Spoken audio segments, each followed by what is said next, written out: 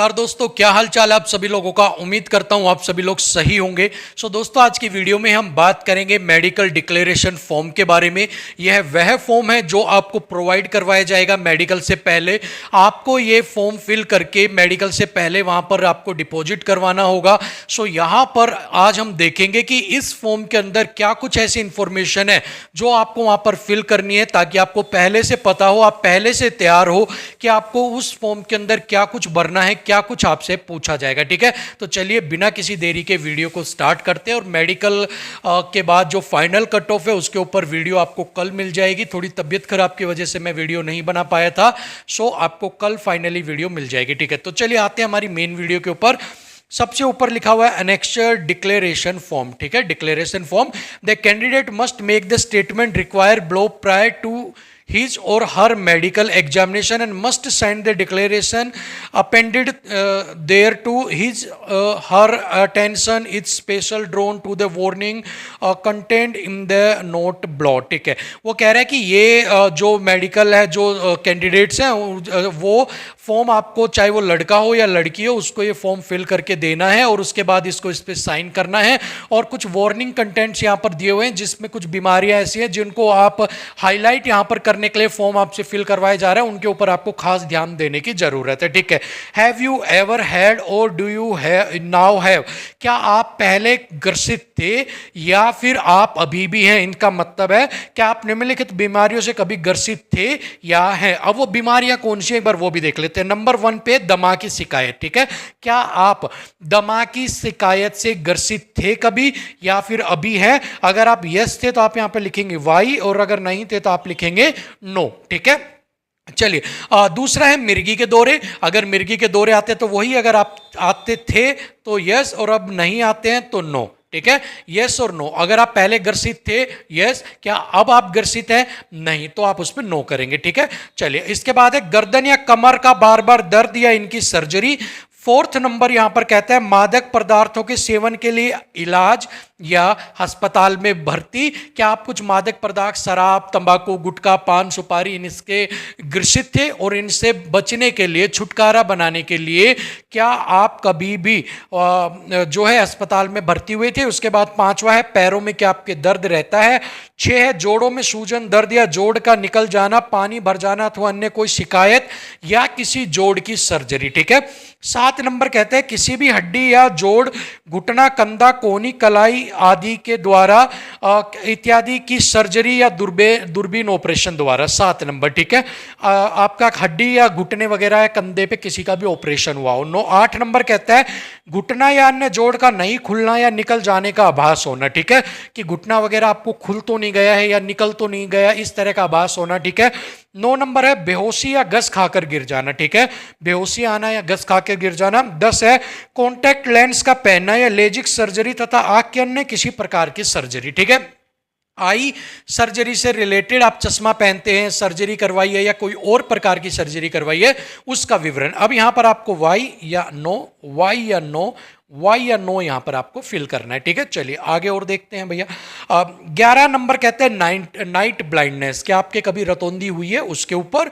सिर, 12 नंबर कहता है सिर में चोट, खोपड़ी की हड्डी के टूट फूट तथा इनके कारण बेहोशी या सरदर्द इत्यादि। ठीक है, 13 नंबर डिप्रेशन, मदिरा या मादक पदार्थों का सेवन तथा अन्य दिक्कतों के इलाज के या काउंसलिंग के लिए आप अपना मनोरोग विशेषज्ञ या अन्य जानकारी से मिलना। ठीक है, कि आप कभी साइकेट्रिस्ट वगैरह से मिले हो, आप मादक पदार्थों के सेवन में दिक्कत आई हो, आप लेने लग गए हो तो काउंसलिंग वगैरह करवाइए उससे रिलेटेड। 14 अनियमित दिल की धड़कन, अगर आपकी दिल की धड़कनें अनियमित हैं, जो आपकी 72 के करीब होनी चाहिए, लेकिन अचानक से पल्स अप जाती है और अचानक से डाउन हो जाती है, तो आपको बताना। ठीक है, 15 नंबर कहता है क्या कभी निम्न चिकित्सा श्रेणी में रखा गया है, सेवारत कर्मियों के लिए है ये, या पहले किसी चिकित्सक जांच में अयोग्य रहे हैं।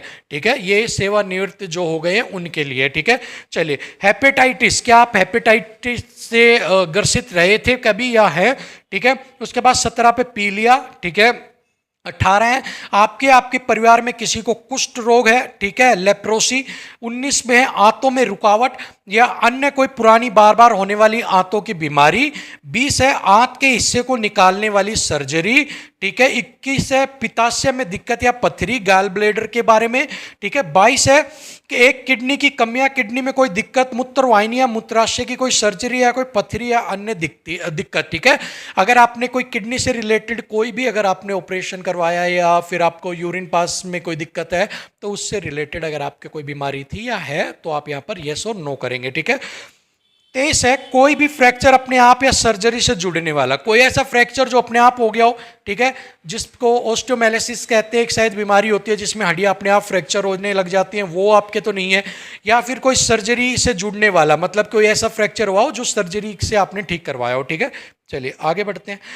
24 नंबर कहते हैं थायराइड के लिए, ठीक है। अगर आपके थायराइड है तो उसको आपको यस नो लिखना पड़ेगा। शुगर, प्रोटीन और ब्लड इन यूरिन, आपके मूत्र में शुगर की बीमारी मेनली, ठीक है। प्रोटीन आना, शुगर आना, ठीक है, या रक्त आना, वो तीनों। 26 है कान के पर्दे में छेद या बाहरी बहाव, अगर कान के जो आपका छेद है उसके अंदर अगर आपके कान में छेद है या कोई बहाव हो रहा है, पानी बह रहा है तो उसके लिए, ठीक है। 27 कह रहा है कान की सर्जरी जैसे मोस्टोडेक्टमी या कान के पर्दे में छेद की रिपेयर, कम सुनने की शक्ति या हियरिंग एड की आवश्यकता, ठीक है। कान की कोई सर्जरी करवाई हो, कान के पर्दे में छेद हो उसकी सर्जरी करवाई हो, या सुनता कम हो तो आपने कान में सुनने वाली मशीन आपने लगा रखी हो तो उसके बारे में देना आपको, ठीक है। 28 है अगर आपके पास any history of taking treatment under alternative medicine system like homeopathy, Ayurveda, Unani, Siddha, ठीक है, एंड वॉट, ये कुछ ऐसी हिस्ट्री है, ट्रीटमेंट है, आपने कोई यूनानी, होम्योपैथी इस तरह का कोई ट्रीटमेंट लिया हो तो मेडिसिन्स का, तो और उसके लिए आपको ये यहाँ पर बताना है, ठीक है भाई, लिया या नहीं लिया। 29 है किसी भी दवाई का सेवन, यदि हाँ तो किस बीमारी के लिए, किसी दवाई का आप सेवन कर रहे हैं और अगर कर रहे हैं तो किस बीमारी के लिए, वो आप यहाँ पर लिख सकते हैं। 30 कहता है कोई भी अन्य बीमारी, सर्जरी, अस्पताल में भर्ती जो ऊपर वर्णित नहीं है, कोई ऐसी बीमारी जो ऊपर नहीं पूछी गई लेकिन आप उसके लिए अस्पताल में भर्ती हुए, सर्जरी हुई या आपने दवाई खाई तो आपको बताना है, ठीक है। 31 है क्या आप गर्भवती हैं, if you are pregnant then tick yes, ठीक है। ये करंट के लिए है, आपके लिए, पास्ट में नहीं था कि आप थे या नहीं थे, ये अभी के लिए, क्या आप गर्भवती हैं, अगर आप हैं तो आप यस करेंगी और अगर नहीं है तो आप नो कर देंगे, ठीक है। History of irregular menstrual periods, आपके अगर पीरियड्स जो है वो इरेगुलर है तो आप यस और नो यहाँ पर कर देंगे, ठीक है। सफ़ेद, history of any abnormal vaginal discharge, abnormal vaginal discharge अगर आपके होता है तो आप यहाँ पर वाई और एन कर देंगे, जैसा भी आपके और ठीक लगता है, ठीक है।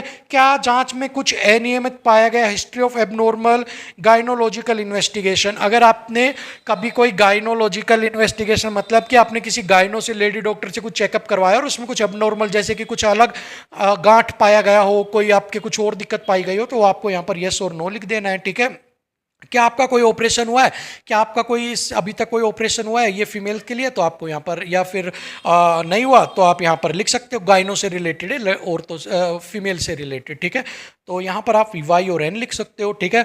क्या आपके स्तन में कोई गांठ या कोई बहाव है, क्या आपके जो ब्रेस्ट है उसके अंदर कोई गांठ हो आपके अंदर, ठीक है, लंप हो या फिर कोई आपके अंदर कोई अबनॉर्मल आपका डिस्चार्ज होता हो कोई, ठीक है, तो वो भी आप यहाँ पर वाई और एन लिख सकते हैं, ठीक है भाई। ये लास्ट के जितने भी है ना ये फीमेल के लिए वो भी थे बट ये स्पेशल पर्टिकुलर फॉर फीमेल्स हैं आपके, ठीक है। चलिए आगे बढ़ते हैं।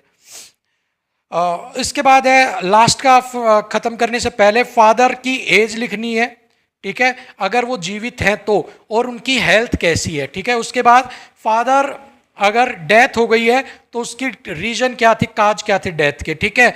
अगर आपका कोई भाई जी रहा है, ठीक है, तो उनकी हेल्थ कैसी है, और अगर भाई की डेथ हो चुकी है तो भाई की जो हेल्थ है वो कैसी, वो किस कारण से डेथ हुई थी, नॉर्मल थी या कोई मेडिकल हिस्ट्री थी, ठीक है।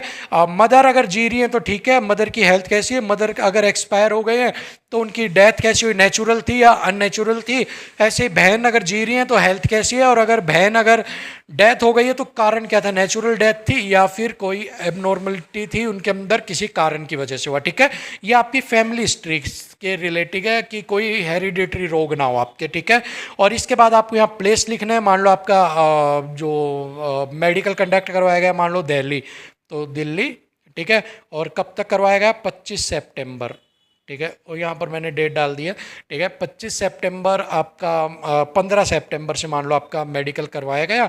और यहाँ पर आपको अपना क्या कर देना है, कैंडिडेट का सिग्नेचर कर देना है आपको। यहाँ पर आपने लिखा अनुज और ये, ठीक है, ये मेरा सिग्नेचर हो गया।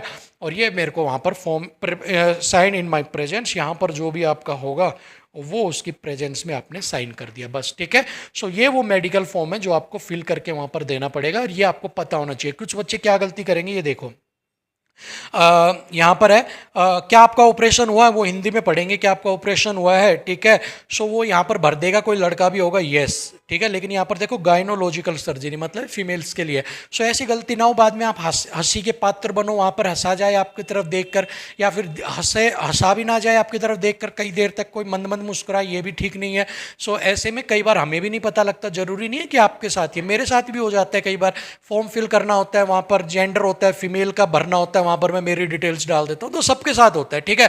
आप उसमें नए नहीं हो तो शर्मिंदा होने की जरूरत नहीं है। लेकिन पहले से अगर आपको पता होता है, मान लो जैसे हम बैंक में फॉर्म, मैं क्या करता हूँ, बैंक में मेरे को खाता खुलवाना है, मैं एक दिन पहले फॉर्म मंगवा लेता हूँ और उसको घर पे आराम से बैठ के फिर वहाँ पर फॉर्म फिल करके दे देता हूँ। उससे क्या होता है, मुझे पता होता है कि एरर होने की संभावना कम होती है, ठीक है। सो आपको ये पता है फॉर्म कैसे भरना है, क्या क्या बीमारी, अब आपके माइंड में सेट हो गया, आप वहाँ पर जाते अपने आप भर दोगे सबसे पहले, ठीक है ना। सो इसलिए आपका जानना जरूरी है, ठीक है। सो आज के लिए वीडियो में इतना ही था। मेडिकल हिस्ट्री आपकी जो भी थी उसके बारे में ये फॉर्म आपसे वहाँ फिल करवाया जाएगा। और कट ऑफ के ऊपर वीडियो आपको कल तक मिल जाएगी। बहुत बार क्या होता है, तबीयत खराब थी, मन नहीं कर रहा था काम करने का, लेकिन फिर भी मैं आपके लिए लगा हुआ था। कुछ स्टेट्स में दिक्कत आ रही थी, डेटा पूरे नहीं थे, तो एक बार तो मन किया कि यार अभी 2-4 दिन के लिए छोड़ दे। लेकिन फिर मन में आया कि मन करता है बैठ जाऊं थक कर मैं भी कहीं, मन करता है बैठ जाऊं थक कर मैं भी कहीं, फिर याद आता है ना जाने कितनों का हौसला हूं मैं, ठीक है। तो इन्हीं पंक्तियों के साथ आज की वीडियो को एंड करेंगे। चैनल को सब्सक्राइब कर लीजिए और वीडियो को लाइक शेयर कर दीजिए। कल एक नई वीडियो के साथ, एक नए टॉपिक के साथ आपसे फिर रूबरू होंगे। तब तक के लिए इजाज़त दीजिएगा। नमस्कार।